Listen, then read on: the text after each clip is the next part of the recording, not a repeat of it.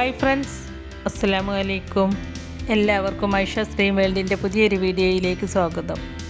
ഇന്ന് നമുക്ക് റെസ്റ്റോറൻറ്റിൽ നിന്നുമൊക്കെ കിട്ടുന്ന അതേ ടേസ്റ്റിൽ ഗ്രില്ലഡ് ഫിഷ് തയ്യാറാക്കാം.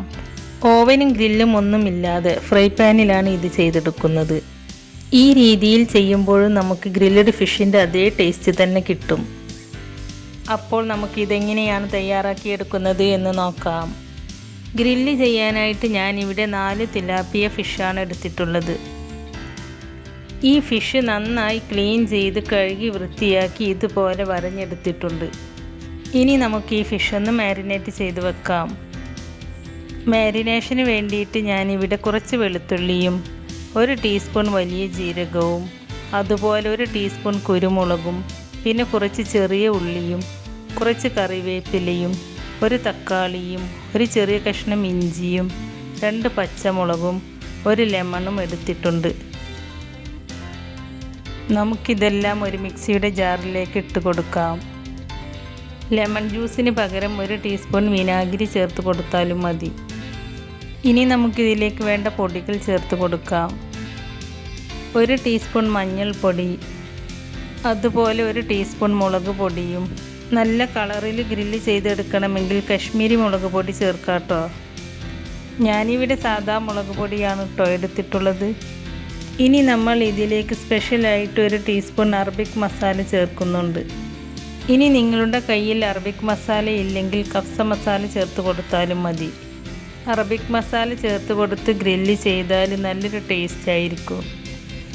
ഇനി ഇതിലേക്ക് 1/2 ടീസ്പൂൺ മല്ലിപ്പൊടിയും ഈ മസാലയിലേക്ക് ആവശ്യമായ ഉപ്പും 1 ടീസ്പൂൺ വെളിച്ചെണ്ണയും ചേർത്ത് കൊടുക്കുന്നുണ്ട്. ഗ്രില്ലഡ് ഫിഷ് ആവുമ്പോൾ എണ്ണ വളരെ കുറച്ചാണ് ഉപയോഗിക്കുക. അപ്പോൾ നിങ്ങൾക്കിത് വേണ്ട എന്നുണ്ടെങ്കിൽ ഈ സ്റ്റെപ്പ് ഒഴിവാക്കാട്ടോ.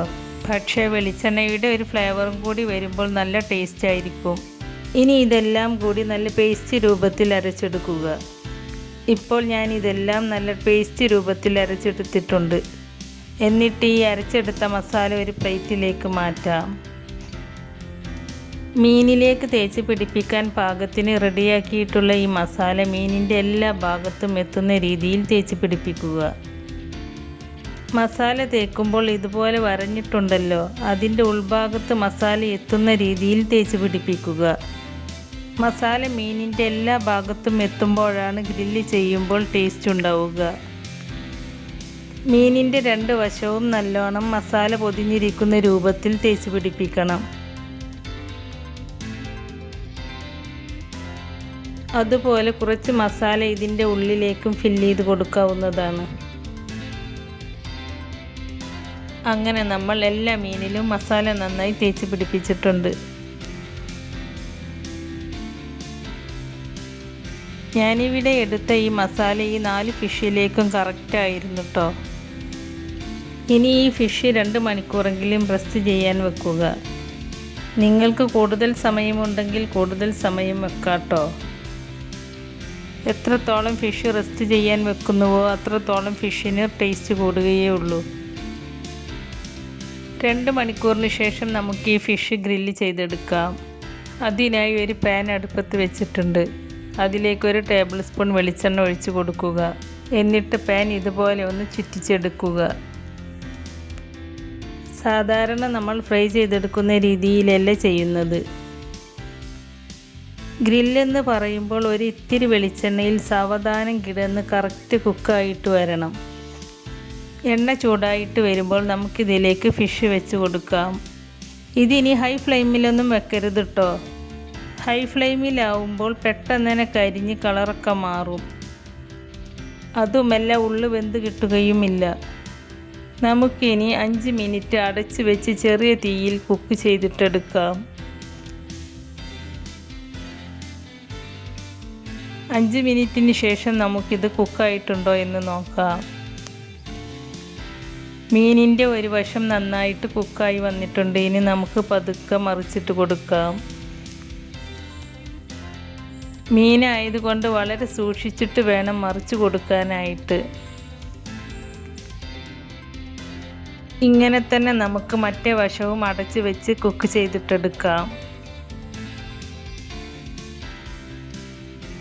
ഈ മീനിൽ നിന്നും ഇറങ്ങി വന്ന ഫാറ്റ് ഈ മീനിലേക്ക് തന്നെ ഇതുപോലെ ബ്രഷ് ചെയ്ത് കൊടുക്കാം.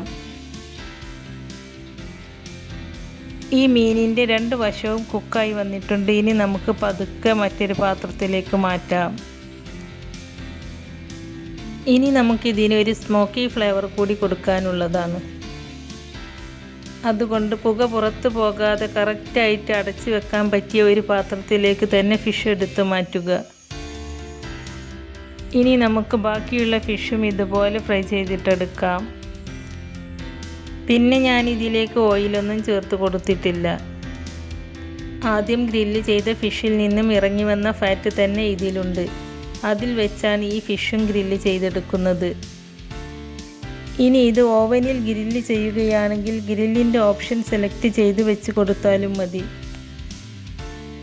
അങ്ങനെ നമ്മുടെ എല്ലാ ഫിഷും ഇതുപോലെ ഗ്രില്ല് ചെയ്തെടുത്തിട്ടുണ്ട്. ഇനി ഫിഷ് വെച്ച പാത്രത്തിലേക്ക് ഇതുപോലെ ഒരു സ്റ്റീൽ പാത്രം വെച്ച് കൊടുക്കുക.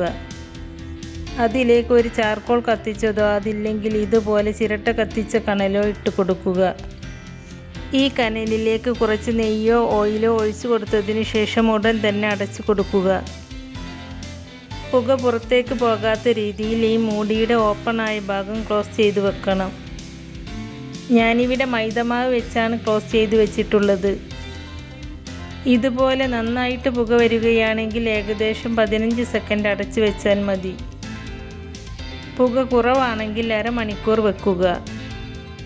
അൽഫാം ആവുമ്പോൾ ഒരു സ്മോക്കി ഫ്ലേവർ ഉണ്ടാവുമല്ലോ, അതുപോലെ ഒരു സ്മോക്കി ഫ്ലേവർ കിട്ടാനാണ് ഇങ്ങനെ ചെയ്യുന്നത്. ഇനി നമുക്കിതിൽ ചാർക്കോൾ വെച്ച പാത്രം എടുത്ത് മാറ്റാം. ഇപ്പോൾ നമുക്ക് റെസ്റ്റോറൻറ്റിൽ നിന്നും കിട്ടുന്ന ഗ്രില്ലഡ് ഫിഷിൻ്റെ അതേ ടേസ്റ്റിൽ ഇവിടെ ഗ്രില്ലഡ് ഫിഷ് റെഡിയായി കിട്ടിയിട്ടുണ്ട്. അപ്പോൾ ഓവനും ഗ്രില്ലും ഒന്നുമില്ലാതെ വളരെ ഈസി ആയിട്ട് ചെയ്തെടുക്കാൻ പറ്റിയ ഒരു ഗ്രില്ലഡ് ഫിഷ് റെസിപ്പിയാണിത്. ഈ ഫിഷ് കാണുമ്പോൾ തന്നെ അറിയാം നല്ല സോഫ്റ്റും നല്ല ടേസ്റ്റും ഉണ്ടെന്ന്. ശരിക്കും പറഞ്ഞാൽ നല്ലൊരു ടേസ്റ്റാണ് കേട്ടോ ഇങ്ങനെ ചെയ്തിട്ടുള്ള മീൻ കഴിക്കാനായിട്ട്. അപ്പോൾ ഈ രീതിയിൽ ഗ്രില്ല് ചെയ്തിട്ടുള്ള ഫിഷ് കഴിച്ചിട്ടില്ല എങ്കിൽ ഇതുപോലെ ഒന്ന് ട്രൈ ചെയ്ത് നോക്കിയിട്ട് അതിൻ്റെ ഫീഡ്ബാക്ക് കമൻറ്റായി അറിയിക്കണേ.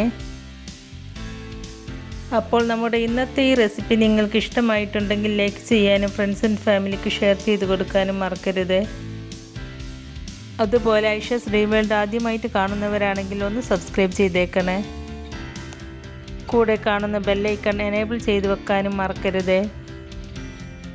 എങ്കിൽ മാത്രമേ പുതിയ റെസിപ്പീസ് അപ്ലോഡ് ചെയ്യുമ്പോൾ അതിൻ്റെ നോട്ടിഫിക്കേഷൻ നിങ്ങൾക്ക് കിട്ടുകയുള്ളൂ.